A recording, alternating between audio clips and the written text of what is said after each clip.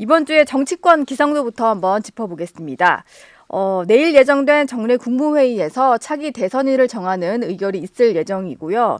6월 3일이 지금으로서는 유력한 선거일로 얘기가 되고 있습니다.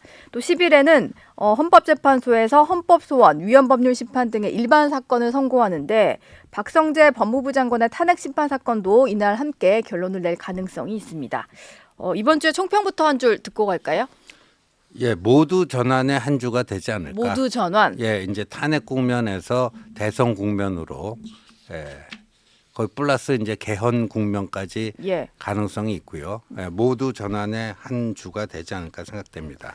뭐 대선과 함께 개헌 국민투표 치르자 네. 우원식 의장이 제안을 해서 이게 아마 이번 주 내내 좀 네. 관련된 얘기가 나오지 않을까 싶은데 먼저 윤 대통령 얘기도 좀 해보겠습니다. 네.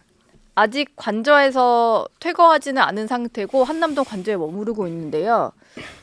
국민의힘 의원들을 계속 좀 만나는 것 같아요. 주말 동안은 나경원 의원을 만나서 어려운 시기에 역할을 해줘서 고맙다 이런 격려 메시지를 전했다는데 뭐 좀 더 들어가는 속내가 담긴 말이라고 봐야 될까요? 마음의 준비가 좀 안 돼 있었던 것 같습니다. 제가 들은 바에 의하면 용산 대통령실은 다 기각을 확신하고 있었던 것 같습니다. 예. 윤 전 대통령 본인뿐만 아니라 주변 참모들도 그래서 직무 복귀 즉시 액션 플랜 같은 것도 다 짜놓고 네. 현충원을 참배하고 갔다 와서 업무 보고를 받고 또 뭐 트럼프 대통령과의 전화를 통해서 뭐를 해결하고 뭐 나름대로 확신에 차서 그런 것들을 해놨는데 플랜 B에 대한 준비가 전혀 없었던 것 같아요.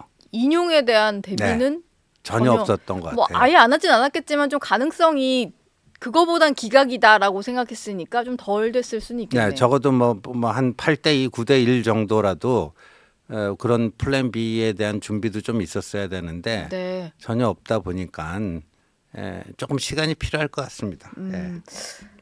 근데 어제는 뭐 국민의힘 의원들 만난 거와는 또 별개로 그 국민 변호인단이라고 해서 일반 국민들이 좀 모집을 해서 했던 것들 있잖아요. 지지자들 모임이라 할 수 있을 것 같은데 거기를 향한 메시지를 냈더라고요. 뭐 자유와 주권 수호를 위해 싸운 여러분 이런 표현을 쓰면서 늘 곁을 지키겠다 이런 얘기를 했는데 뭐 사실상 헌법재판소 단심제니까 불복할 수단은 없습니다만 대통령이 좀 명쾌한 승복 메시지는 내지 않고 그냥 함께하겠다 뭐 용기를 잃지 마라 이런 메시지를 내니까 이게 계속해서 좀 결집을 원하는 바람을 담은 메시지가 아닌가 이런 생각이 좀 들어요. 그렇게 해석될 여지가 충분히 있죠. 국민의힘 투톱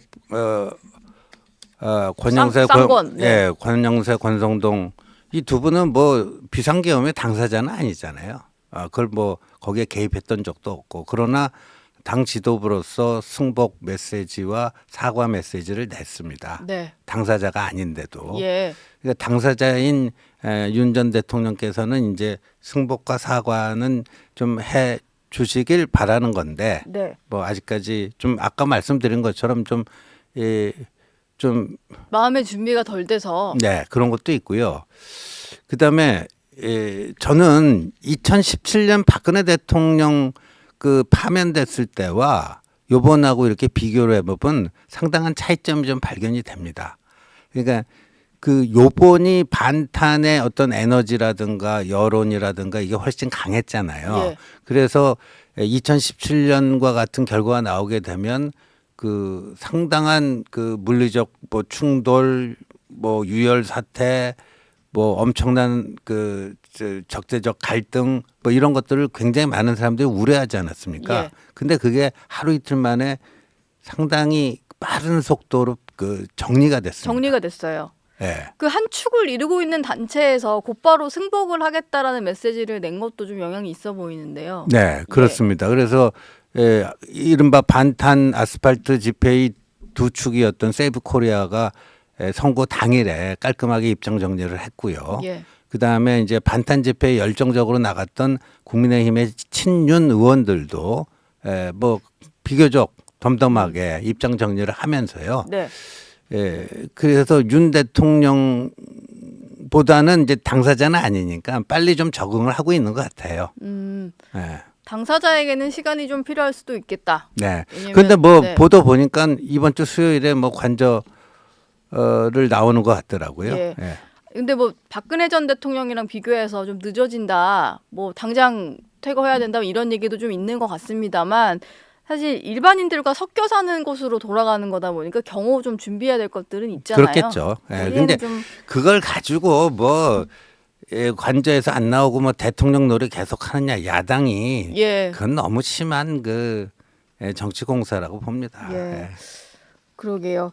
국민의힘 같은 경우는 대선 조기 대선 모드로 전환은 합니다만 조금 그 조심스럽게 진행을 하고 있는 것 같아요. 여러 가지 의견 네. 수렴도 꽤 많이 하고 뭐 사선 중진 회의에 이어서 어제도 의원총회를 잇따라 열어 가지고 논의를 했는데 탄핵에 반대했던 의원들 같은 경우에는 뭐 여기에서도 대선 승리를 위해서는 윤 전 대통령과 거리를 둬야 된다. 뭐 이런 얘기가 좀 나오는 것 같더라고요. 네, 왜냐하면은 그 헌법재판소 그 선거 결과가 반탄 의원들의 예상과는 완전히 다른 거의 뭐 전원일치로 박근혜 대통령 때보다도 더 뭐라 그럴까요? 탄핵 소추 사유가 거의 완벽하게 입증된 뭐 그런 거다 보니까 반발과 반박의 여지가 그때보다는 확실히 좀 약한 것 같아요. 예. 약한 것 같고 그리고 이미 그 쌍권 투톱이 승복과 사과 입장을 밝히지 않았습니까? 그러니까 그거를 불복하는 듯한 걸로는 대선을 치를 수가 없어요. 근데 뭐 더 나아가는 손절이라고 하면 뭐 정말로 일각에서 말하는 것처럼 제명 조치를 한다거나 이렇게 저는 하라는 이제 얘기인가요? 그것도 이미 타이밍을 놓쳤고요. 계엄 직후에 윤석열 대통령을 뭐 출당시키던가 하는 게 방법이었는데 그때는 또 전혀 다른 쪽으로 움직였잖아요. 네. 지금 와서 뭐 출당하고 뭐 하고 하는 것 자체가 저는 큰 의미가 없다라고 봅니다. 그러니까 지금 윤 대통령이 이른바 일부에서는 또 뭐 상황 정치 또는 사저 정치 해가지고 계속해서 그 열혈 지지층들 네. 호소하면서 정치적 영향력을 유지해 가려고 그러지 않겠느냐 이런 그 가능성을 제기하는데 설령 그 윤 전 대통령께서 그렇게 한다 할지라도 저는 영향력을 크게 발휘하기 힘든 판이 이미 돼버렸다.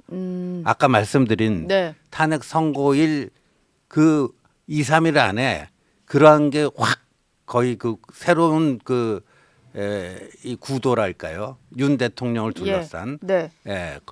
그러니까 사실 그 박근혜 대통령에 대한 것과 좀 다른 게 박근혜 대통령은 아버지 박정희 대통령 신화로부터 내려져 오는 전통적인 그 지지층들이 있고 예. TK라고 하는 강고한 지역적 기반이 있어서 이른바 콘크리트 지지층이라는 게 있었습니다. 그러니까 그런 분들이 파면에 대해서 너무 애달파하고 이게 용인하기 힘들고 그래서 그런 어떤 기운이 이어져 갔다면 예. 윤 대통령에게는 그런 콘크리트 지지층은 없었거든요. 네.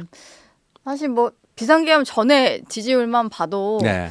지지율이 뭐 좋은 상태였던 것은 아니니까. 네. 근데 신지호 의원이 여기 나오셔가지고 지금 탄핵 반대하는 집회에 참석하는 사람들의 어떤 세 가지 그룹이 있다 하셨던 그렇죠. 얘기가 생각나네요. 네. 어쨌든 그 사람들의 공통점은 이재명 대표는 안 된다. 네. 뭐 이런 공통점 정도를 꼽을 수 있을 것 같은데 어쨌든 그러니까 그럼 이재명 대표가 안 될 것 같으면 누구를 내야 이길 수 있냐. 이게 네. 지금 보수 지지층 사이에서는 관심사일 수밖에 없는 것 같아요. 탄핵은 뭐 이미 이루어져 버렸으니까. 그렇죠.